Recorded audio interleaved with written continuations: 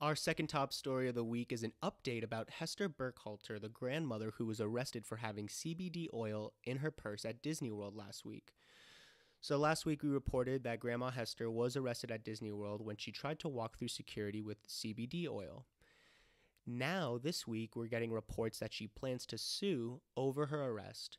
She hired Ben Crump, who is a civil rights attorney most notably known for representing the family of Trayvon Martin, and Mr. Crump is filing a notice of intent to sue not only the Disney Corporation, but the Orange County Sheriff's Department as well. I will post a link to his press conference he had this week. It's around 40 minutes, but basically it's Mr. Crump and his team building emotional rapport with the public about their case. They're also demanding a public apology by the Sheriff's Department. They emphasize in the press conference how inappropriate Orange County Sheriff's actions were by arresting her because of how harmless CBD is. So their lawsuit will be based on unlawful detainment, false imprisonment, defamation of character, and intentional infliction of emotional distress. Now, these tort claims, in my opinion, I think the hardest one they're going to the most difficult tort they will have to prove is the IIED, the intentional infliction of emotional distress, because the plaintiff, Hester, has such a high burden to meet one of the elements of that tort, which is extreme and outrageous conduct. She's going to have to prove, whoever she sues, Disney or the sheriff, that their conduct was so extreme and outrageous that it went beyond all possible bounds of decency. Now, that is a very hard burden in the legal industry to meet. So we'll see what they end up doing when they file their complaint. We'll see what their causes of actions are and what evidence they are using to support their claims.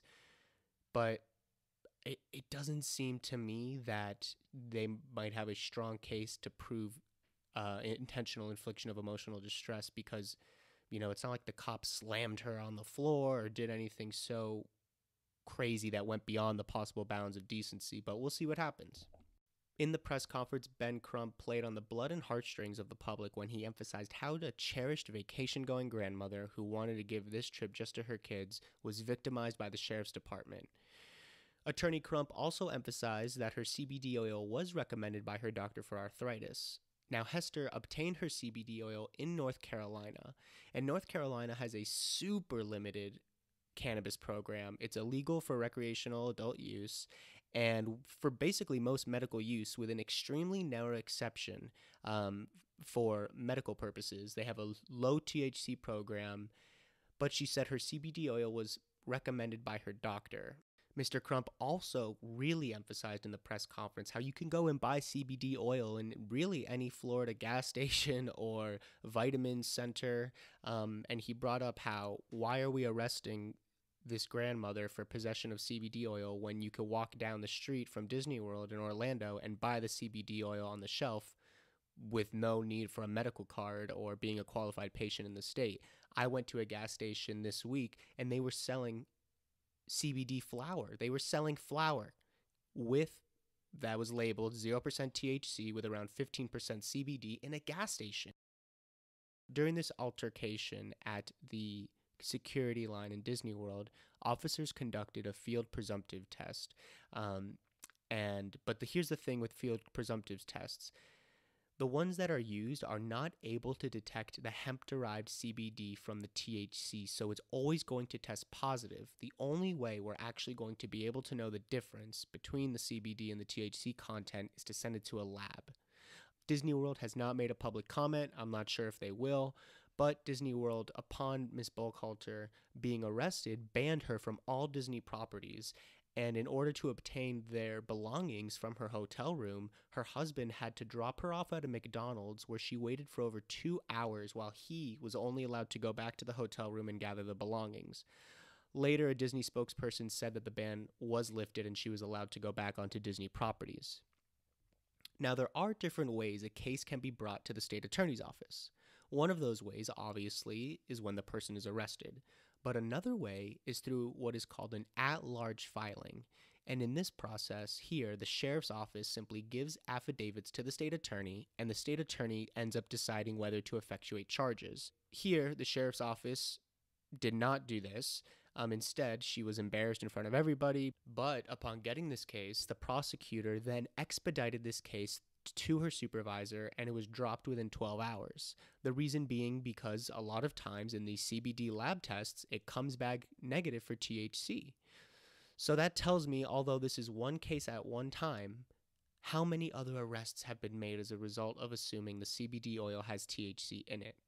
The deputy on site never asked for a prescription or her doctor's note, even though Miss Burkhalter told him, I have a doctor's recommendation, but he never asked about it himself.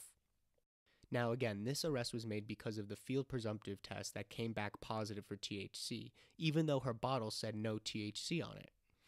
Now when companies advertise their products as no THC, they could be, we really don't know because if they're telling the truth, because they could have that trace amounts of THC that less than 0.3%.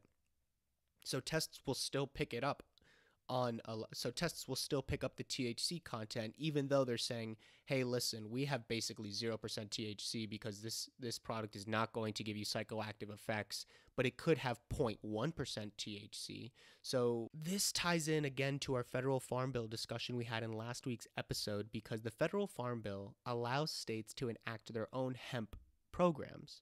Now remember, CBD has been on the rise. The hype of CBD has been on the rise since the Farm Bill was signed in December, which removes hemp, which is defined as cannabis, derivatives of the cannabis plant with less than 0.3% THC, from the Federal Controlled Substances Act that Richard Nixon passed into law in the early 1970s, I think in 71 or 72.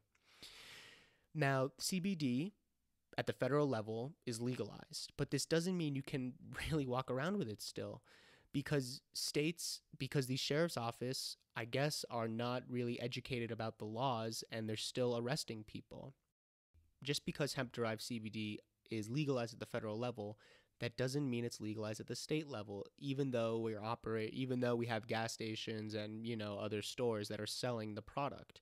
States still need to roll out their hemp programs, and until then, if you don't buy CBD in a legal state, or if you buy it in a medical state and you're a qualified patient, you run the risk of getting arrested by these officers. Yes, restaurants and smoke shops do sell the CBD in food and via tincture, or in the case that I saw this week with whole flower. These entities are running the risk of being persecuted. Nikki Fried, our Commissioner of Agriculture, said she will go after retailers who make medical claims, but she doesn't plan on going after consumers. But that's not stopping sheriffs. So, for example, that's not stopping the Orange County sheriffs from arresting people when they see CBD oil. Now, CBD remains illegal in Florida if you're not outside of the MMTC world. But 2 weeks ago, our legislator passed Senate Bill 1020, which removes hemp and hemp-derived products, including CBD, from Florida's controlled substances list. The bill is still waiting for approval by Governor Ron DeSantis, but when it is signed, it will go into effect July 1st, and CBD will not be a controlled substance anymore. Again, is CBD legal or illegal? The answer is yes. It's 2019, and we're living through a very, very interesting legal transition of this plant. We're in a period in which hemp-derived CBD is allowed nationwide, but it's also prohibited locally. It's the opposite of what you know as cannabis, which is prohibited nationwide but allowed locally. It's super interesting. But people are still getting arrested. So, for example, in Oklahoma, we have a Marine who served in Afghanistan and Iraq and is facing 18 years to life for providing security for a tractor-trailer load of state-certified hemp from Kentucky. In Idaho, we have an Oregon truck driver who was charged with drug trafficking for hauling hemp through Idaho in early April. In Ohio, we have a 31-year-old man who is charged with a felony for possessing half an ounce of CBD oil he consumes for anxiety. In Nebraska, we have a mother and her son who opened a CBD shop days after the passage of the 2018 Farm Bill who were arrested for selling the products.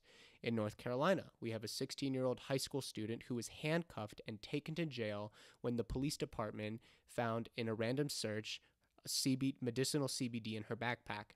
In Louisiana, we have an owner of a Lafayette CBD store who was arrested in a raid last month and charged with drug trafficking.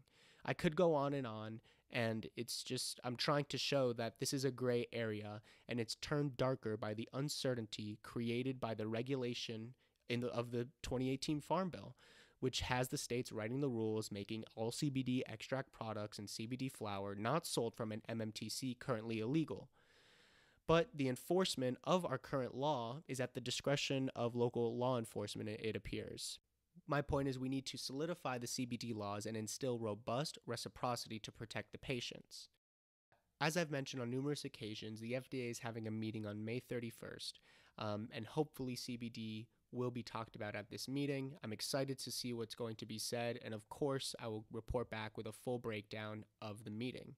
I think CBD will be legal in some form, of course, of human consumption at some point, but right now, living day to day in this gray area is super interesting, a lot of legal issues, and it's just fun to watch this industry develop right before our eyes.